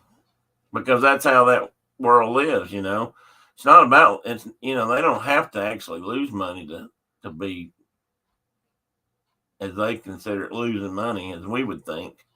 They just aren't making as much as they did last year. And now, I mean, I don't mean that this year, because I'm sure they've more than made up for the loss.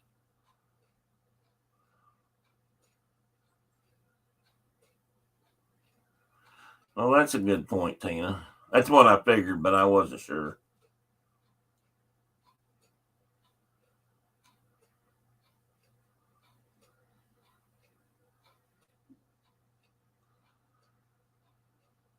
Well, and it's like so many other places, they've talked about all the losses during COVID and everything, but then you start looking at certain companies and eight different groups and stuff, and they're making record profits, and they have been for a while. And I don't want to go down that path. I don't want to start that discussion right now, but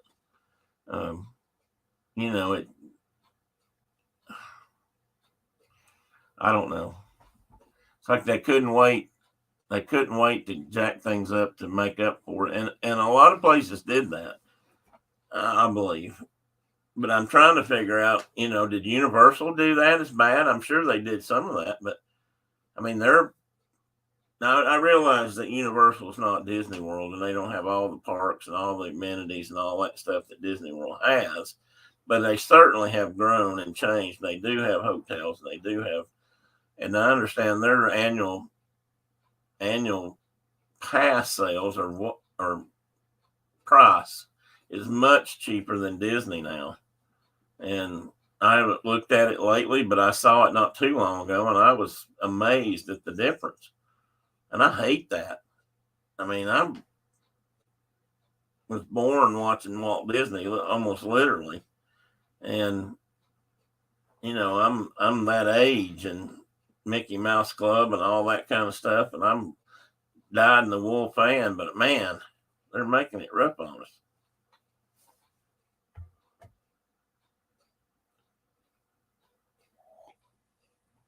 I mean, we didn't used to go any place. I mean, honestly, we'd go to Disney World. That's what we did, and we didn't worry about going to SeaWorld or Universal or something. Now, thinking back, we probably should have done it just to see it, but I don't know. Maybe it's getting to the point where that's what we'd have to do that instead of Disney World because it's cheaper. And I'm sure everything's not, but I mean, I'm sure a lot of it's comparable, but I think their daily passes are a lot cheaper. Okay, but one point before we let that squirrel go. Okay, Tina, what are you saying here? When you consider businesses closed down, it disgusts me to see the whining from Disney. Yeah, I agree, Tina. I don't disagree with that either. When you see companies that didn't make it, and of course, I guess a lot of those were smaller companies, and a lot of mom and pop types, but still, there were big companies that didn't do well either. Yeah, Dinah, they did, and I think they used to care about that. I think they used to care about making sure their customers, their guests, did get some value for their dollar. And I just wonder if that's not hadn't been changing lately, because I'm not hearing that so much anymore, and I'm not seeing that. Tina says Universal is a lot cheaper. Parks are amazing. We had a lot of fun there and at SeaWorld.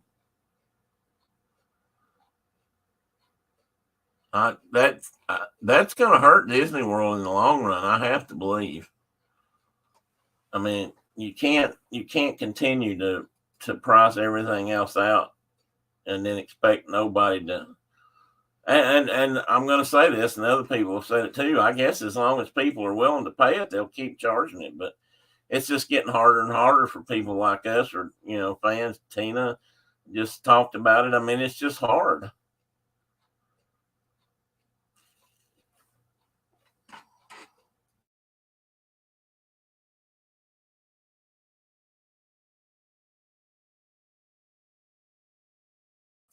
I mean, and it is it does appear to be a good alternative right now.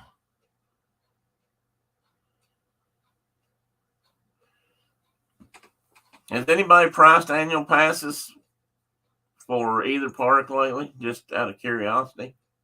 I mean, I could look it up real quick. Google annual pass for Universal Orlando. Tickets, deals, and specials. Boy, you don't hear that at Disney right now, do you? Anybody heard anything about deals or specials? Save 25%. Oh, that's like a visit. That's still pretty good on a 5-night hotel ticket package at 5 nights at Universal's Cabana Bay Beach Resort or Universal's Adventure Hotel, Aventura Hotel. Includes early park admission and the Wizarding World of Harry Potter and Universal's Volcano Bay up to 1 hour before the park opens, plus a 3-day, 5-day park to park vacation package. Doesn't say anything there about having daily reservations either. Get 2 days free with a 2-day, 2-day ticket, $221. Holy macaroni.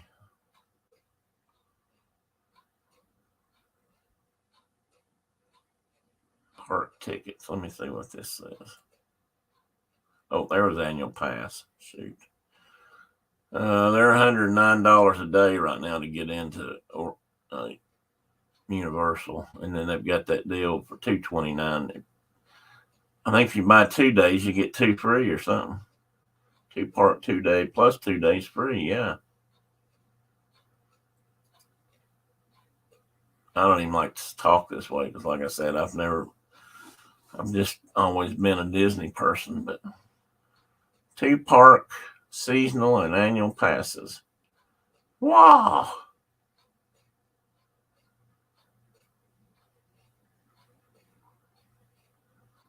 They've got a premier, preferred, a power pass, and a seasonal pass.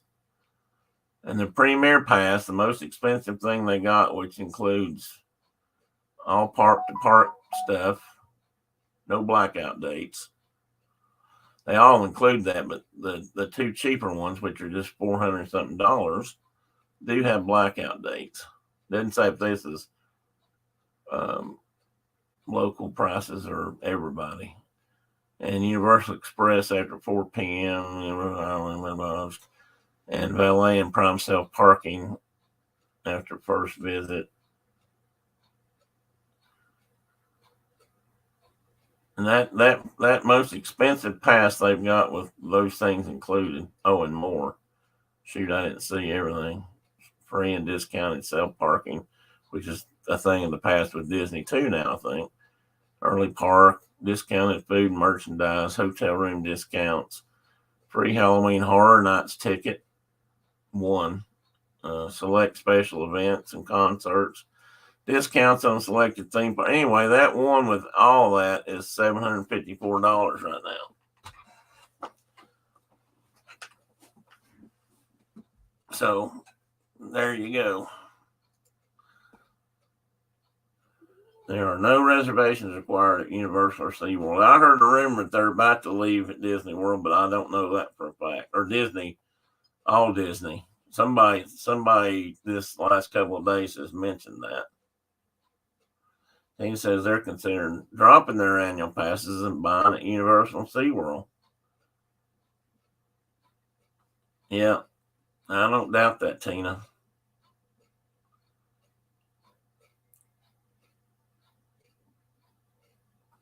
We used to get annual passes. I mean, Brenda and I'd get them. We might not buy them for the kids, but we would get them. And then, the discounts and the savings we got on that made it all worthwhile. And if we could go back a couple of times a year and just stay for a few days, we weren't paying for anything but hotels. And, that's how it felt. And it was a great deal. And that's true. I mean, the annual pass and all the things that got us, which used to include free parking and discounted food, merchandise, and whatever else went with it, was about the same as what you'd pay if you went for 5 days and paid for park hoppers each day or whatever. In the package, you could do that one time with the annual, and then we were good for the rest of the year. But it just doesn't happen now. Ian says wife and son are doing Universal in March. Chapek didn't care about guest experience. Universal is cashing in on that. Yeah, they are. I do think you're right. I think that's, say what you want to about him or his job or who put him, who was behind it all or whatever. I think there's one thing about Paycheck or Chapek that I'd have to say that I believe, and that's he was not a people person whatsoever. And I really do think that one of the reasons he's gone is because of that. But I also think it's because I don't think he was a very creative thinker. I mean, he's not built in the mold of a Walt Disney or even a Michael Eisner. Those guys had a creative side that I don't think Chapek had. And I think the next guy they pick, I hope that has to be a consideration. Oh, except for annual pass holders. Well, that sucks. Why would they not do that? But that's better than nothing. But because somebody told me the other day that one of the worst things about planning a trip to Disney right now is having to make all those reservations each day and to know where you were going and all that stuff, which I agree, it just sucks. Carol says we only went to Universal once, and we were struck by how much nicer the Universal resorts are for a similar price. Wow, that's interesting, Carol. At the end of the day, the CEO is the public ad. Bob was not good at having a good public image. I was going to say something else, but it didn't sound proper, so I cut it out.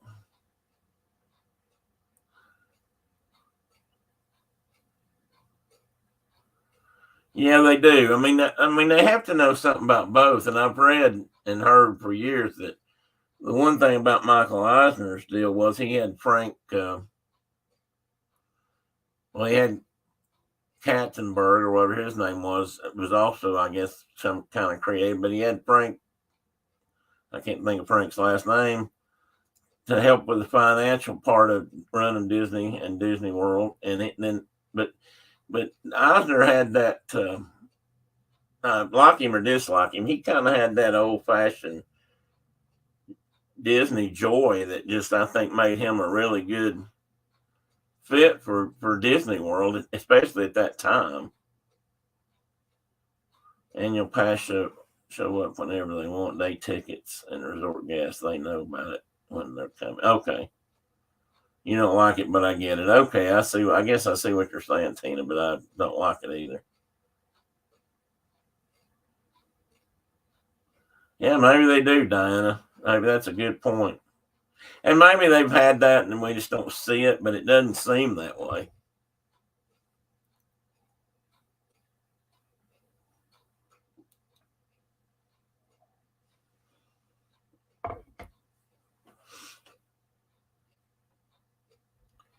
All right, guys, it's almost noon. Football starts. I bet Carol's ready to go. I think the game starts in a few minutes. Carol, I might root for Michigan this year. Tell me what the current winning streak is on that. Is Ohio been? I can't remember, but I was thinking last year that Harbaugh hadn't beat Ohio State in a while, and was thinking he probably needed to do that to keep his job, but he's still there.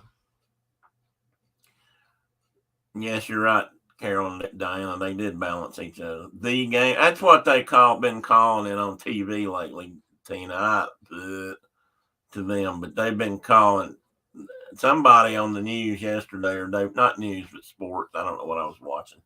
Was referring to it as the game that they won last year, but Ohio State usually wins. Yeah, that's what I was thinking. I was gonna root for Michigan this year just because of you. So, and I don't have any reason not to. I mean, I don't have any reason to root for Ohio State or them, but hopefully it'll be a good game for them. I hope it's just a good game, not a runaway on either side. There were some really good games yesterday. I enjoyed 2 or 3 really close football games that were actually pretty well played, but and there was a couple that weren't so good. But so I'm assuming, Carol, that you're all gathering around the TV or whatever. You're not. Is anybody going to the game? Oh, wait a minute. Is it in Ohio? I can't remember. I was thinking it was in Michigan, Ann Arbor this year, but maybe not.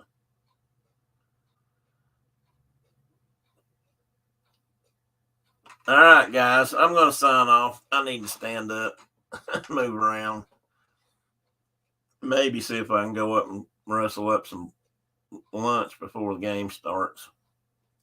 See how Brenda's feeling. So anyway, thanks for showing up, guys, and really appreciate you being here. If you haven't done it already, hit the like button. If you don't mind, hit the like button or hit the no button or don't like button, whatever. And subscribe. I don't think we got anybody new in here. Okay, thank you for coming in, Carol, Tina, Diana. Always a pleasure to have our Canadian friends with us. Turkey sandwiches. Oh, I wouldn't mind having a turkey sandwich right now. Brenda Pruitt says, apologize. Still fell asleep. Sorry, guys, I fell asleep, but it sounds like you're leaving. So goodbye and have a good rest of the weekend. And I'll be up to see you in a minute, Miss Brenda, because I need a sandwich or something. Anyway, bye, everybody. Have a great rest of your weekend. Good luck, Michigan, or whoever you're rooting for today in football games. If you are, if you're not, I hope you just have a great weekend. And and maybe a great Cyber Monday. I don't know. I didn't think about that. But goodbye, everybody. Tell Diana, tell Mike hi. Hope his dentist visit went well. And if I missed John's gone, I can't say bye to John. I think I got most of you. It's not like I got 11,000 people in here. I think I said bye to Ian. All right. Bye, everybody. You want to come up and say bye, Teddy? He's not.